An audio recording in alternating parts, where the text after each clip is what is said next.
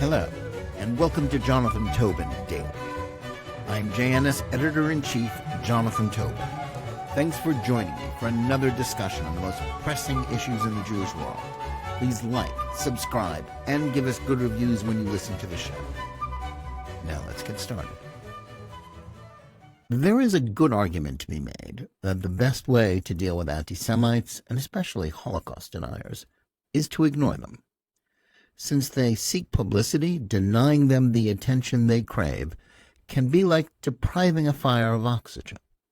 But in the internet age, where the gatekeepers of public discourse no longer exist, the virtual public square is open to all, including the very lowest and worst actors. Try as we might, there is no ignoring someone who broadcasts open hate on platforms where they have several million followers. And even if such persons are kept off broadcasting cable outlets, anyone with a YouTube channel with millions of subscribers can never be effectively denied attention. Still, editors of responsible publications and broadcast outlets are faced with a dilemma anytime someone who is a public figure with a large audience, even if they are entirely disreputable, says something outrageous and deeply offensive that is then spread to a mass audience.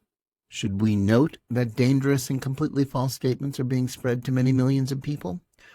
Or would it be better to simply refuse to dignify their vile screeds by taking the trouble to report and condemn them? That, in a nutshell, is the problem of Candace Owens. Owens' latest bid for publicity involves her Holocaust denial, in which she uses her popular videos and ex-posts to speak as if the horrors of Auschwitz, including the bestial medical experiments of Dr. Joseph Mengele, is mere propaganda. On top of that, she has the chutzpah to speak of the Germans as if they were the true victims of World War II, and that the Allies who defeated Adolf Hitler's Nazi regime were the true axis of evil. We can hope that this latest entry in an increasingly long list of anti-Semitic rants is the one that finally leads to a situation where she will, like some other hate-mongers before her, sink into well-deserved obscurity, where her mad utterances will draw no further notice from the general public. Still, I think it's important to note her journey from populist conservative talker to conspiracy theorist to full-blown lunatic Jew-hater. The story deserves to be understood, not just because what she says is terrible, though it certainly is, but because Owens is a cautionary tale of how articulate, yet also utterly ignorant and completely unprincipled people can be platformed by serious outlets without them having a full understanding of the sort of person they're employing. It's also a commentary on how once you start buying into conspiracy theories, the rabbit hole of anti-Semitism can become an irresistible temptation.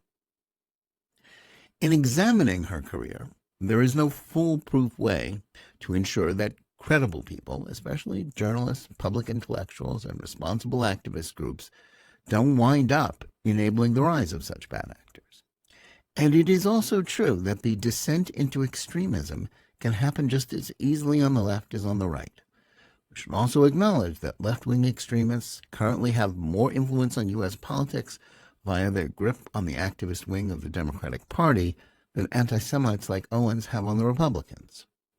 Nevertheless, some things can be learned from her story that involve the need to be cautious about platforming new voices, as well as acting quickly to shut them down once it becomes clear that they are not who everyone thought they were. Owens became famous because she was fairly unique. In a political culture in which most African Americans are very much on the left, she leaped to notoriety and then a large audience because she went against type as a powerful voice of black female conservatism. During the years of the Trump administration, she more or less came out of nowhere as a producer of conservative political videos before being hired by the conservative activist group Turning Point USA. From there, it was a quick ascent up the ladder of exposure, as she was proclaimed at the age of 29 by the Washington Post as the new face of black conservatism. From 2019 to 2021, she hosted a show on the PragerU website and YouTube channel that gave her access to a broad channel which rightly looks to it for educational content and smart commentary. She then joined the Daily Wire, a highly successful conservative outlet founded by Jewish pundit Ben Shapiro, where she hosted another talk show from 2021 until she was finally and belatedly dismissed in March of this year for her anti-Semitic invective. Since then, she has gone on her own, blasting out her opinions to 5 million followers on X and 2 million subscribers to her personal YouTube channel.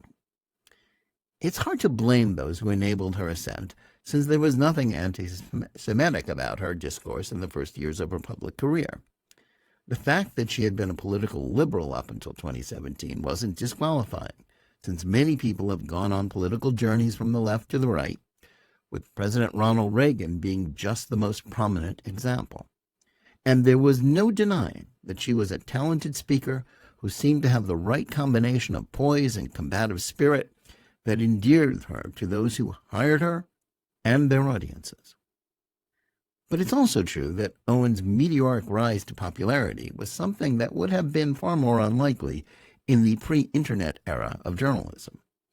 Nowadays, anyone, including college students who know less about the world than those who might read or listen to their supposed insights, can parachute into journalism as pundits via blogs, websites, and podcasts, without first having to learn their trade from the ground up as cub reporters or lower-level editors. Perhaps it dates this writer by noting that one used to have to earn coveted slots as an opinion writer by laboring in the vineyards of journalism. We're never going back to a world where a few elite gatekeepers in the field could decide who could be allowed to spout their opinions to mass audiences, and never should, even if it were possible. The internet has democratized journalism in ways that are destructive as well as ways that nurture the sort of lively debate about the news and issues that might otherwise be dismissed by the powers that be. However, the ease and speed by which Owens parlayed her ability to glibly speak about the issues by telling conservative readers, listeners, and viewers what they wanted to hear without gaining experience in the field or serious study that could lend real weight and value to her opinions is troubling. It should offer some food for thought to anyone who controls platforms that can enable the unknown to become stars. The urge to censor dissident opinions remains a great temptation for establishment thinkers.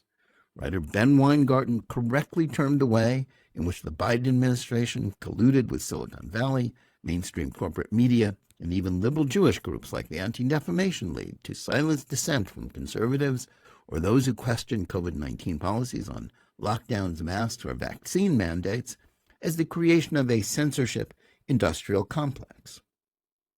As the evidence from those efforts showed, efforts to ban extremists, even the most hateful ones that all decent people deplore from social media and other internet outlets, are bound to create a slippery slope by which partisans will seek to suppress their opponents. But as Owens has taught us, not everyone who decries the dead hand of liberal groupthink is a principled dissenter or an honest observer. Anti-Semitic conspiracy theories are always the last refuge of media con artists. The manner by which she slipped effortlessly from normal political discourse to defending rabid anti-Semites like Kanye West, to attacks on Israel and mimicking Hamas propaganda, to her current bout of Holocaust denial, also illustrates the way hucksters like her can exploit partisan divisions to gain clicks and then a foothold for hate. Having first established herself as a supporter of former President Donald Trump, and with the imprimatur of PragerU and Daily Wire behind her, it was all too easy for decent people to give her a pass when she first started demonstrating signs of extremism. In a media culture where owning one's foes has become a paramount objective, anyone who can infuriate the other side is always initially assumed to be either trolling them for effect when they say outrageous things, or are victims of groupthink and censorship when they get negative blowback. With Owens, there was also a tendency to see any criticism of her as evidence of the unfair way in which liberals always seek to smear blacks who choose to dissent from the leftist orthodoxy. That's how she got away with her defense of West. though her poor excuses for arguments demonstrated that she was woefully ignorant about the subject. More to the point, having gifted her with a large audience, those who ran the Daily Wire seemed to be stuck with her, even as her opinions diverged more and more from the conservative beliefs they espoused, and her weakness for Jew hatred became more noticeable. They should have booted her off their platform nearly 2 years ago, as some of us said at the time. Whether it was because they feared losing her followers, because it had already become a complicated business transaction, there she stayed until her post-October 7th attacks on Israel and Jews forced their hand. It's hardly surprising that Owens has now gone completely off the deep end, now that she's no longer held accountable, even in theory, to other, more responsible people.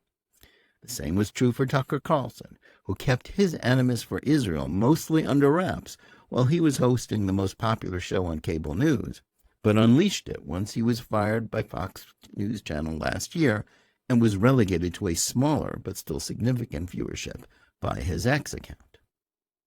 We needn't waste time refuting the lies Owens tells about the past or her falsehoods about being a victim of a corrupt establishment.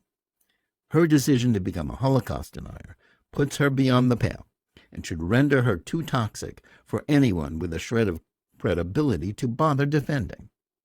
Much like crackpots like Nick Fuentes, who are called groypers, and Michelle Malkin, another former mainstream conservative pundit turned antisemitic fever swamp dweller, Owens is now likely to fade from view. We can only hope that from now on, only fellow extremists and anti-Semites like Nation of Islam leader Louis Farrakhan will have anything to do with her.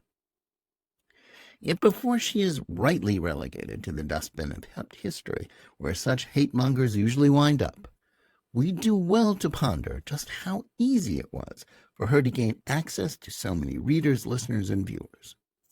Owens' journey towards Jew hatred isn't unique to the right or to African Americans. In the future, we should be wary of people with no track record of fully thought-out beliefs and whose only qualifications are their ability to talk fast, along with a particular ethnic or racial identity that makes them stand out. Those who initially applauded her stance should establish a policy of zero tolerance for hate that we would expect to be observed by those on the other end of the political spectrum. Failing to do so is a formula for disaster that will only produce more Holocaust deniers with a mass audience. Thanks for listening. Please remember to tune in every day for Jonathan Tobin Daily Edition and every week for Think Twice, my full-length JNS TV program. Whether you're listening to us on Apple, Spotify, YouTube Music, or any of the other podcast platforms, or on the JNS YouTube channel, please like and or subscribe to JNS, click on the bell for notifications, and give us good reviews. Please write to us at editor@jns.org and let us know where you listen or watch the show and what you think about it. And remember, keep reading and thinking for yourself.